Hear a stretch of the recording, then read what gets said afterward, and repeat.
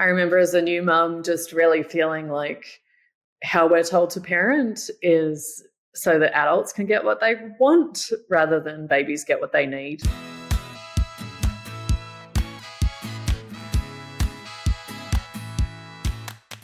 Hello, everyone. Welcome to the podcast. Today, I'm so excited to have Tracy Gillett here from Raise Good. Tracy is a wonderful friend and colleague. So welcome, Tracy. Thank you, Greer. I'm so honored to be here.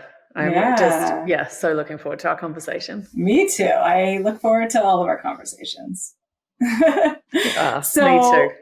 Why don't we get started with you telling everyone listening a little bit about yourself and what you do? Sure. So I'm Tracy. I am the founder of Raise Good. If you haven't heard of that, I call it a natural parenting platform that it really started out as a blog, and it was me tapping away blog posts on my phone when I was contact napping beside my son. Yeah.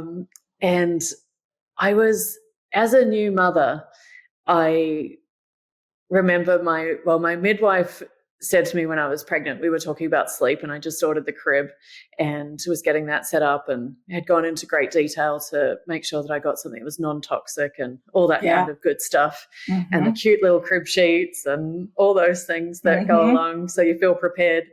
And I remember her saying to us, "No, he's going to sleep with you." And I was like, "What are you talking about?" And she was like, "No, he's going to sleep with you. I can tell."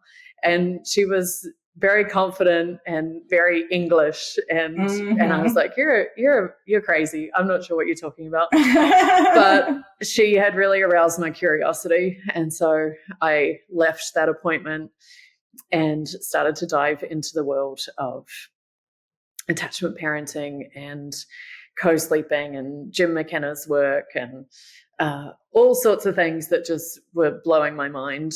And as soon as I read about co-sleeping and the way that, we're meant to hold our babies close and that's what they're born expecting, suddenly I think it kind of opened this world for me where I was like, I thought I knew how parenting was going to go, and I thought I knew what I was supposed to do, but now it suddenly seems so much more exciting because you go to a movie not to know what happens at the end, right? Yeah. You read a book not wanting to know what happens at the end. And so you get to write it yourself. And then when my son was born in the hospital, I remember seeing the sign on the wall that said, the baby needs to go in the clear plastic bassinet, that iconic crib that's in the hospital rooms. And I put him in there. I thought I better do what it says on the wall just while we're here.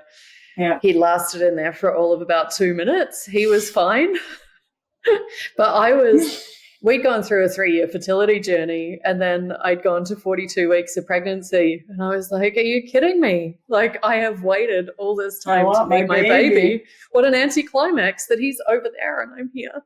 Yeah. And so I picked him up and I brought him into the hospital bed, which now that I know about safe bedsharing guidelines wasn't too safe, but he came into bed and he didn't leave. And it really, I think once you peel back the layers, you start uncovering these truths these sort of cultural conditioning for what we're told we're supposed to do in parenthood, what a good mother is. Once one shatters, they all start to shatter. Yeah. And it really started to give me the permission to write my own journey when it came to mothering. And I was just so happy as a new mum. I was exhausted.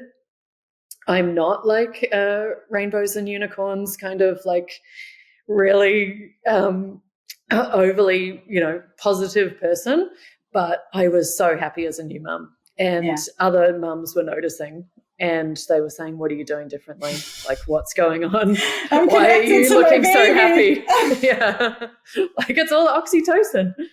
So I started writing, and I wanted to share what I was learning because it was so incredible. And that's where Raise Good started, as a blog, and more than a few people read it, and it started to reach millions of people, and it really created a life of its own. And it's something that's become such a passion for me. In a previous career, I was a veterinarian, and I became a vet because I really wanted to be a voice for those that couldn't speak. And when I was a teenager, I was very passionate about animals, and I still am. And then when I became a mother, I realized that babies needed a voice. And young children, and they're very misunderstood. And then I also realized that mothers needed a voice, that parents needed a voice so that they could really enjoy parenthood, as hard as it is, to enjoy it and to write their own story instead of being told how to do it by someone else. So I love that. That's where it all came from. I love how Raise Good was born just from your heart, right? Just from your experience and your love for your son, and you were able to follow your intuition there. In all of those places, right? It's beautiful. So beautiful. Yeah, it makes me really sad, the status quo for babies and moms. And babies need a voice. They really do, you know? So many of my own explorations into my own experience, I always come back to that. And they are speaking in so many ways. They're communicating in so many ways. And they need us to be able to acknowledge and understand. And they also need people to speak for them, because there's a lot of people speaking for them against what they actually need. So they really need us to be speaking for what they truly need and what we know they need, right? Yeah. I think the prevailing, I remember as a new mum just really feeling like how we're told to parent is so that adults can get what they want rather than babies get what they need.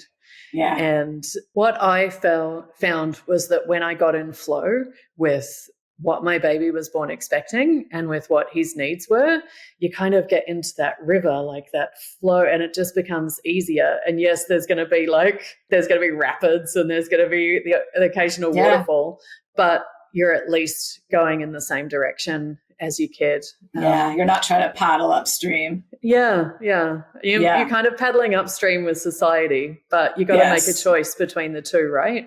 Yes. And if you go with society, then you're going against your child, and then I think it makes things so much more difficult. So I think it's so much more fun to parent in a way that your kid's expecting. I love how you said that, how the ending, you didn't know the ending, you didn't know what to expect. There wasn't prescriptive laid out for you the way that, a lot of modern parenting is. And it's true, because you grow and change so much in that relationship with your baby when you have a natural parenting style that you're surprising yourself all the time. You're like, wow, I have this new skill. Wow, I have that new skill. Wow, I can read my baby's mind. Wow, I can calm down from stress. I could be in the presence of someone in pain in a beautiful way, right? There's so many incredible things. And I thank you so much for your work. Your blog and all of your new ways that you support parents are so, so necessary in this world. And so many parents just know that one way. They just know what the mainstream way is. They don't believe there's any choice in it.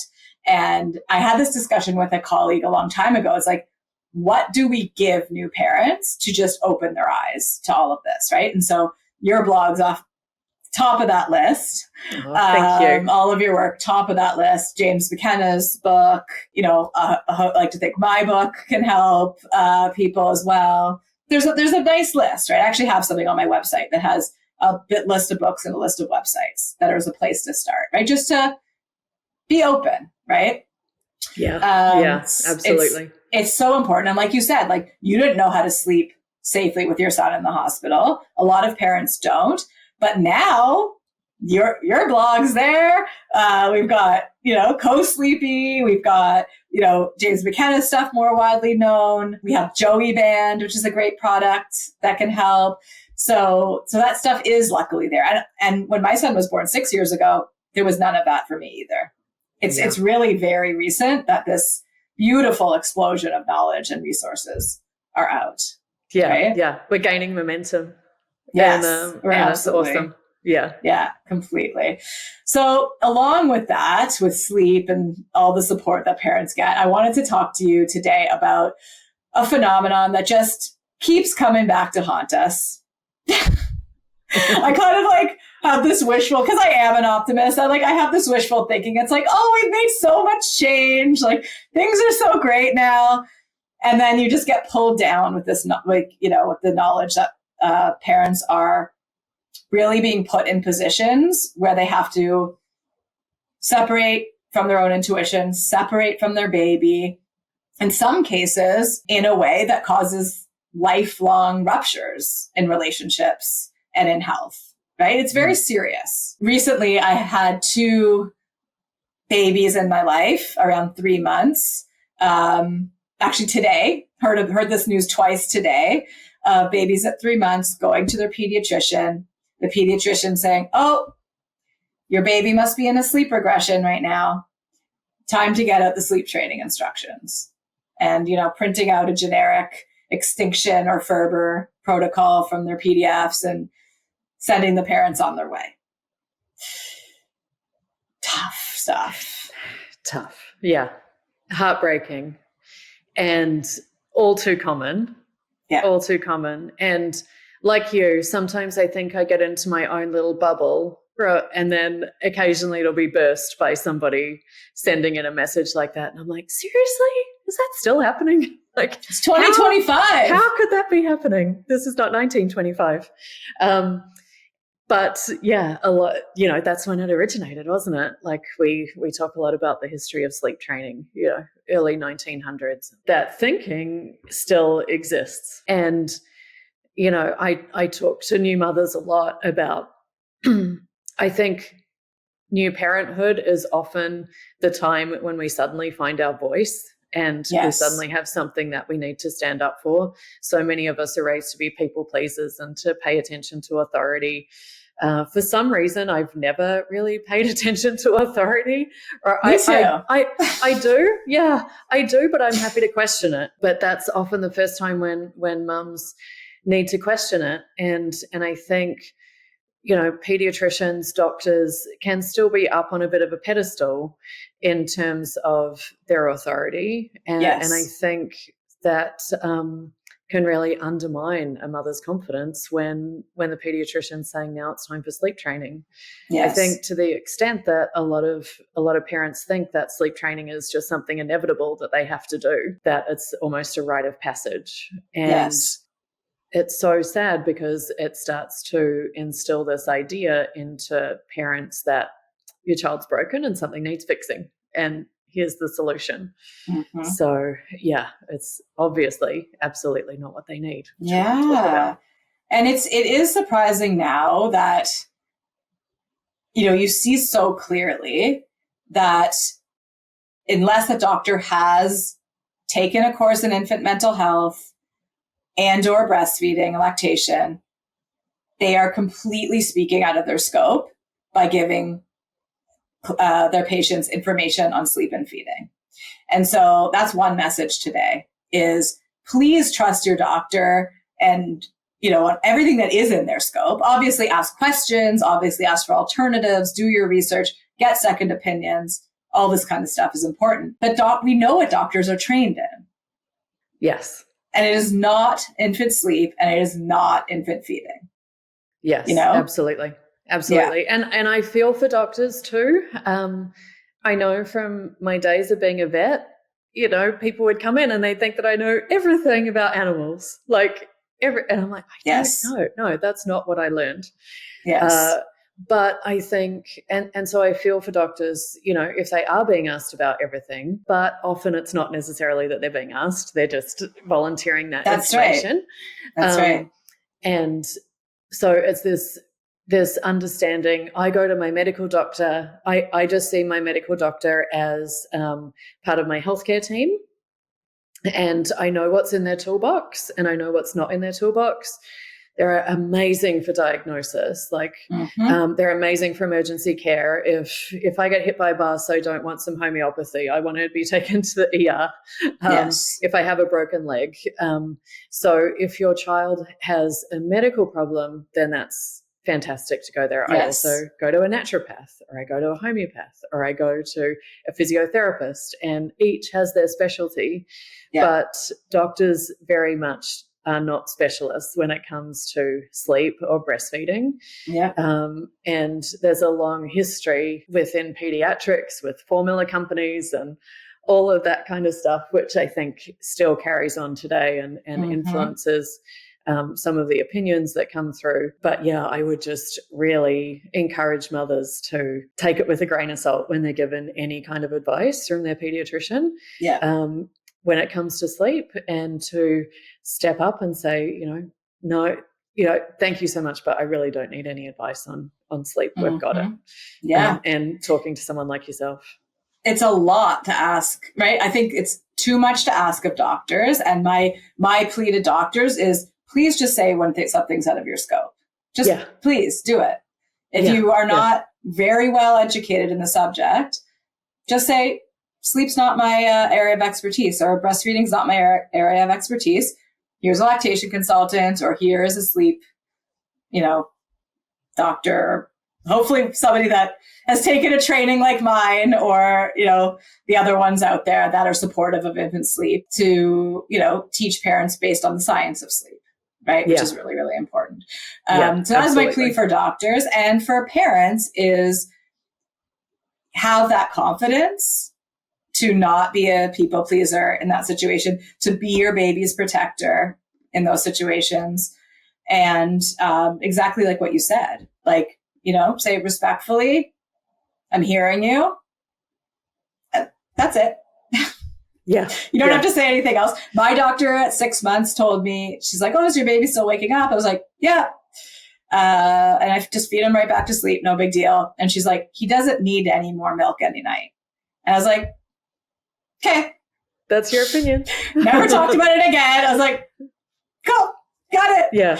I don't, but, I think along with that, I want to talk about why there's that 3-month sleep regression, and why we expect it, and what is the truth about it. But before we go there, I think it's important for parents then to have the right people supporting them in these decisions too.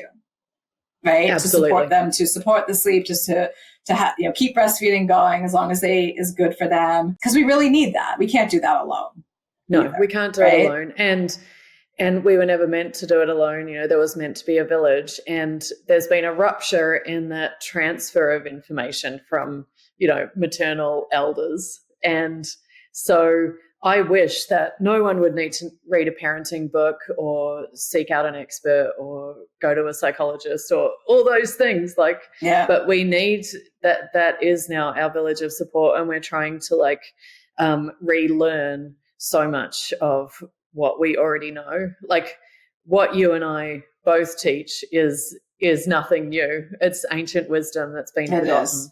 And I think this is where it's so powerful when science can, in the modern times that we're living, when science can confirm what our intuition is already telling us. And when those two things come together, when you can really understand why and it feels right, then it's a very powerful force to be able to say to your doctor, I really appreciate that you care. I appreciate that you're concerned about my sleep and my well-being and my health.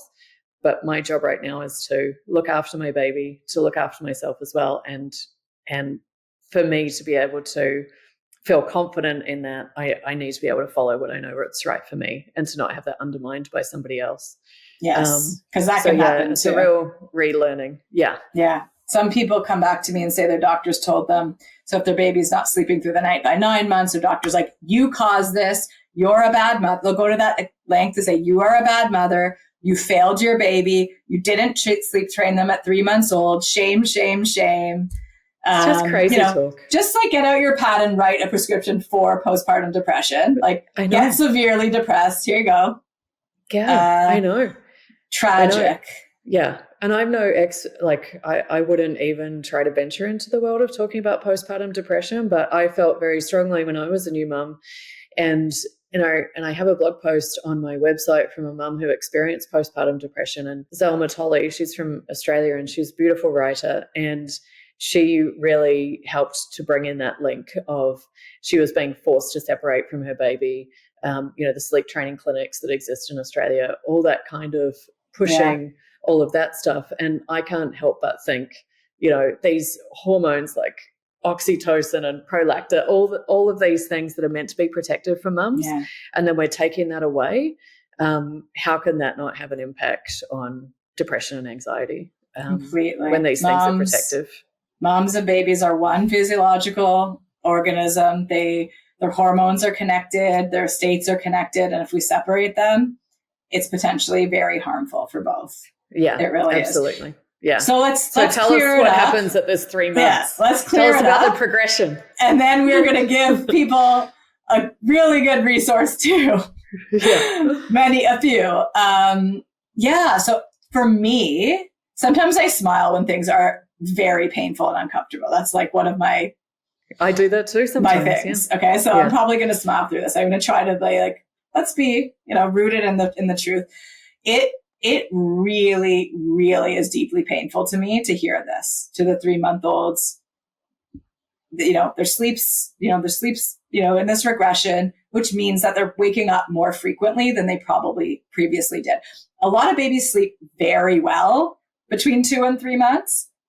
Some will sleep 10 plus hours or, a very, very long stretches. It's like this really nice lull. I remember my son did it once. We were staying in Joshua Tree and I woke up. I was like, oh my, what the heck? He did not wake up last night. I was like, okay. Didn't happen again until he was 2.5. But then, somewhere in that 3 to 4 month time, babies will, not all of them. He actually didn't do that either. I don't know. Did your son do that? Occasionally. Okay. Yeah. So I didn't experience the sleep change at 3 to 4 months. My son's had other ones. Right. Yeah. Yeah, but not at that time. But it happens for a good proportion of babies, right? I think also more for babies who are doing solitary sleep than are bed sharing or close sleeping as well. Yeah. I remember there was definitely, I remember around 4 months and then around 8, 9 months. Yeah. And that sort of, remember those periods of time when it was like, he was just waking up to nurse like every 45 minutes or an hour. What's going on here? Yes. And then it changes. Yes. And so that's it, right? So in, sleep development, there's a major change for babies in sleep. Their circadian rhythm system in their brain, where they know when the sun comes up, it's 12 hours of awake state in the brain and body. When the sun goes down, it's 12 hours of a sleep state in the brain and body. That all just begins to unfold at 12 to 14 weeks for babies. And same with their melatonin system. Their own production of melatonin also starts to come online around 12 to 14 weeks. So they're really going from this newborn phase where it doesn't make sense for them to have a 12-hour wake and sleep time because they actually need to feed all around the clock to keep everything healthy and growing. But then they do make this switch, right? And so sometimes when that switch happens, they will have these wakings through the night. It's sort of like the old systems coming offline, the new systems coming online. It's temporary. It's usually, so for some babies, it's a few nights. For some, it's up to 2 or 3 weeks. Sometimes it is. Yeah, it is. But it is temporary. And then they move through it and the sleep changes, right? Sleep for babies goes all up and down. So it is completely inappropriate and inaccurate to say when this sleep change happens, your only solution is to sleep train your baby. It's at a time where they actually need extra support and does not indicate any sort of problem or issue. No. Right? No, absolutely. And we can't go into all these, there's so many directions that this goes into, right? Like we know that sleep training doesn't change baby's sleep. It's for parent sleep. Yeah. By just putting your baby in a room and not responding, that doesn't change anything to do with sleep. Yeah. They're so vulnerable. It's developmental. They're so vulnerable. It's brain development. It's all of these things. And it's hard when you're in that 2 or 3 weeks. It can be easy to catastrophize. And when you're sleep deprived, it can be easy to think, oh my God, this is going to last forever. Yes. But it doesn't. It doesn't. And parenting is this long game. And I always tried to keep in my mind of like, I'm trying to make night times a safe place for my son. I'm trying, where do monsters under the bed come from? And, fear of the dark and, insomnia rates like going up and up. Like we want nighttime to be a safe and nurturing place. And long term, I always just believed, like, you start as you mean to go on. And if we can provide that for babies, then our children are going to have so much of an easier time with sleep. Yes, absolutely. So that's our take home today. Have the confidence to know that your doctor's opinion is not the only one. And you could just smile and nod and walk out of there and keep doing your beautiful thing. And the other one is that it is a total myth, a total outright lie, that this regression is this time where you must be taking control of sleep and sleep training. And there's a third thing, which is it is hard to do it alone. And so Tracy has a beautiful community of mothers and herself and other experts. Can you tell us a little bit about that? Because I feel like after hearing all this, parents are going to be like, yes, I want to be in this community. I need this. Absolutely. So the community is called Gather, and I started it 2 years ago as a, I have a Facebook group that's got like 20-something thousand people in it. I'm way more, Greer probably knows by now, I'm way more of a one-on-one kind of person. I like to go deep in relationships rather than wide. And I think we really need that village of parents around us. And so I created Gather to educate. So we, have guest experts coming in and talking to us. I give workshops on topics that I'm passionate about and that I'm knowledgeable on, and cheat sheets and guides and things that can help parents get through. We have listening circles in there to come and, share what's going on for you, to get support. Greer comes in and we do sleep support sessions for parents, all sorts of things. A community where we can really just say me too as well. And sometimes that's all you need, is to know that, like, my baby's still waking up. My toddler had a tantrum in the middle of the supermarket today. My kid won't eat anything that's not beige either. Like, whatever the thing is, just to know that you're not alone and that your kid's not broken. And so it's a magical place. And I just love the mums that are in there. We know where each other's, I know where the mums live. I know their kids. We had a book club last month, and we got together yesterday for a book club discussion. Dr. Vanessa Lapointe's book, your book is on the list. So we do lots of fun stuff. It's the community that I wished existed when I was a new mum. Yeah.